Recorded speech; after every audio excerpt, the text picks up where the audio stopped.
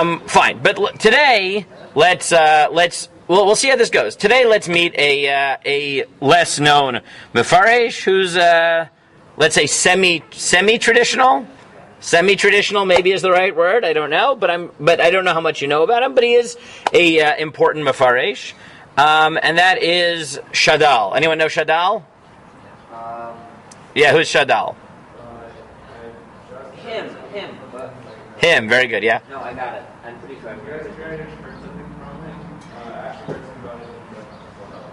Yeah, so he's fascinating. Shadal is fascinating. He happens to have a very nice comment at the beginning of Bereishit that I think is worth sharing. But who is Shadal? He's Lutzato, Shmuel David Lutzato. He's a scholar. He's also a member of the Vision Daf Dan Judentum, right? Which is like the early scholarly movement of academic Judaism about 200 years ago. He's from Italy. He's born in 1800, dies in 1865. Spends most of his life in Padua. He's a critical scholar. I mean, most of what he does is traditional, though he does do some Girsa work on the Torah, so not 100% traditional. But he's fascinating. He has some fascinating students who we did talk about last year. We talked about, I think, pre-Pesach, we talked about Shadal and his student Regio on how many Makot there actually were. Was it 10? Was it 12? Are there triads and different things like that? He's very interesting. He's a little bit of academic, a little bit of philosophy. And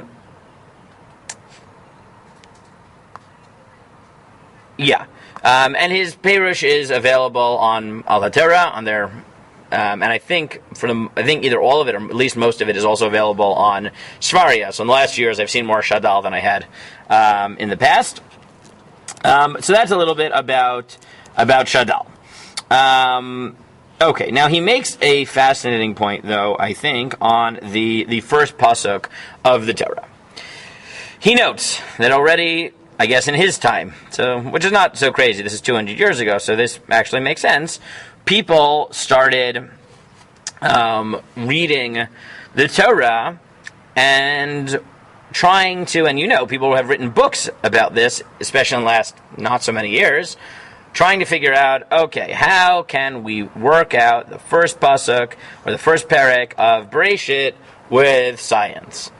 Right? And then they start saying, so you have different approaches. You have the approach that is rejectionist and says, look, whatever the Torah says is literally true, and therefore everything you think you know from science is garbage. It's the Yetzer Hara. It's there to trick you. V'chulei. The world is exactly 5,781 years old, and that's it, and etc. Then there are those who go more metaphorical, or not metaphorical, they try to, in some way, keep to the literal meaning, but they're loose in that, right? So people who will say 6 days doesn't mean 6 days, it means 6 eras, right? Or something like that. And, maybe this 6 eras, and maybe you can tie it into evolution, and I don't know, right? There's like a whole school who thinks that.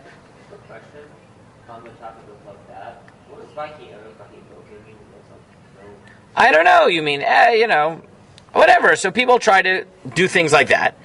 And then there are the people as major as the Rambam,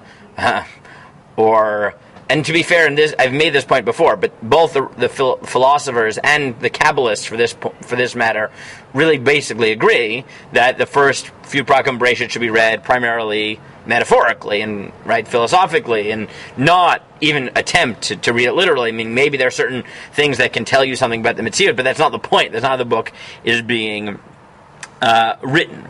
So Shadal takes that approach, but I think his introduction to Bereishit is fascinating. He writes as follows. He says, Yavinu amaskilim, ki hamechuvan b'Torah eino hodad hachokmot hateviot. He said, the first point you've got to realize is that this problem begins if you think that the Torah is a history book or a science book, because therefore you're going to try either to read it literally or read it quasi literally. But the reason to believe that this is not literal at all and is philosophical and it's metaphorical is less about the scientific problems we might have with being, right, with figuring out the details, and more with the fundamental question of what do you think the Torah is? Right? He said the reason people have problems is because they seem to have this notion that the Torah should be telling you science. So therefore they got to figure out how is it doing that.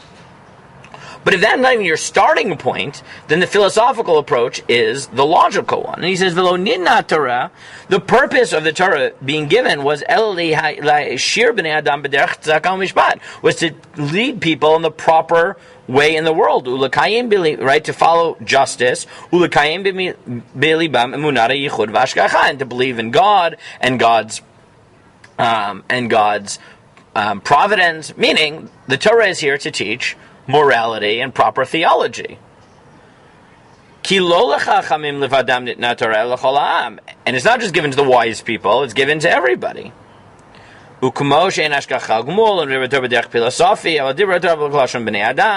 Torah doesn't talk in philosophical language, it talks in stories, it talks in ways that people can understand, the average person can understand. So therefore, skipping down, he says, okay, so the beginning of the Torah has philosophical messages to teach you, but it's not written in philosophy, right? As a philosophical treatise. It's written as a narrative. He said, okay, so if that's the case, then he says, "Ein ra'ui l'Torah nilot yaktuvim mashmadam kidei lahaskimam im chochmana tevio." Don't try to read the psukim differently to figure out how it works with science, right? Don't say a day is an epic. Why are you being mevalbel et hamoach? Right? What are you confusing yourself to do that? He says, "Ein ra'ui lachoker she'achisha Torah min hashamayim yatzi b'sipurei dvir maskim im machkar tivi." There's no reason to say, "Oh, the Torah isn't true because it's against natural science." So then, what is the point of this original story? So, in his first pasuk, he gives you the following theological claim. He said, "What is the fundamental, overarching message of the Bereishit stories?" Right, if you had to boil it down, right, what is the main messages you would get? Again, you could take different ones, but he has two that he wants to draw out from the Bereishit stories. What? God's dominion over the world. Yeah. Yeah, right. And then if you continued, right, if we're talking about like the first two prakim or so, first two, maybe even three. So again, you could take different things, but again, we'll try to focus on some individual thinkers as we go along. So here's Shadal's claim, which I think is at least worth taking, and there's definitely a lot of truth to it, even if you can add things. He says, "Hine ratzah Hashem le'odil b'nei adam achdud ha'olam v'achdud hamina enoshi." He wanted to teach you the united nature of the world and of humanity. Meaning what? Ki ha'ta'ut b'shnei ha'nema eila garma b'mei kedem ra'ot gdolot. The belief that the world was not unified by one creator led to horrible evils in the ancient time. Now, this is something you'll know about Shadal. Shadal, being the beginning of the academic scholar, is already thinking in ancient Near East comparative thing. And he said, look, polytheism and the belief that the world is created by warring gods, it wasn't just a theological problem.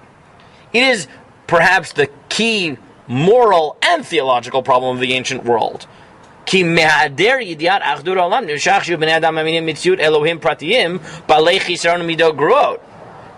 what did the ancient world believe about the gods? That they were basically, they were basically very powerful, really bad people. And what did that lead to? Religions that were predicated on doing all types of horrible things, because that's what you believe the petty warring gods wanted, right? It wasn't just that, right? People actually had theological basis for some of the horrible things they did, because, right, the fertility god wants us to sacrifice the firstborn child or a virgin or whatever, right? Whatever they come up with, right? That's how she wants to be honored, right?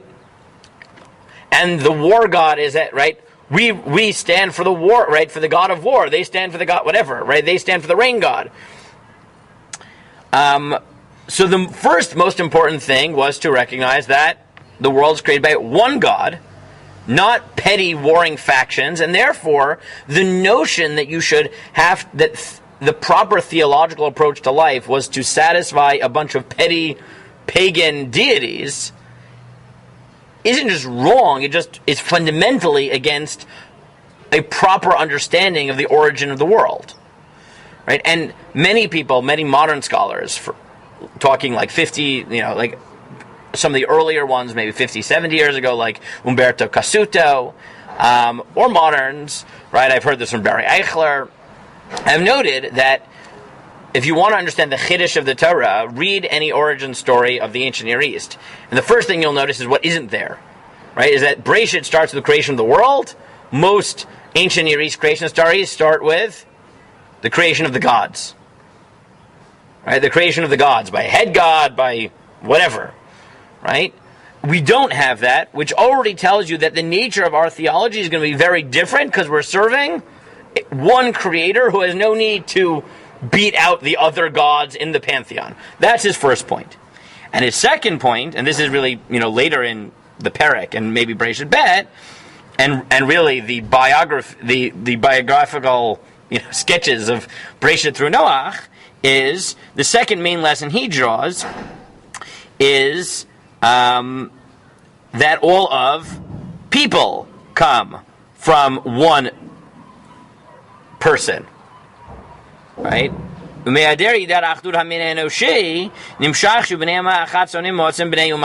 said, the notion that people don't believe that is the basis of racism and race wars. Right? Again, he's writing this in 1800, right? But he's saying, and this is really the Mishnah, right? The Mishnah says, why does everyone come from Adam? So no one will be able to say, my father is greater than yours.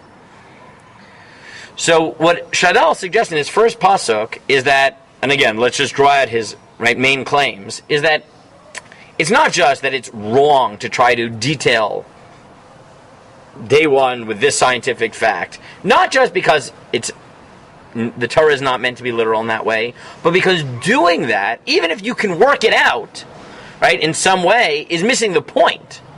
The point of the Torah is a moral, theological work, and if that's the case, then stories which teach philosophical or moral lessons are to be expected because they do a better job at teaching these lessons to a wider audience. And he said if you had to boil down, again, there can be other lessons, but his two lessons, which both take into account a philosophical understanding of the Torah and at least a little bit of an understanding of the ancient Near East, is that the fundamental flaws that plagued humanity were, at the beginning, were one, a belief in a petty pantheon. So the first thing you have to understand is that the gods weren't created, but God created the world.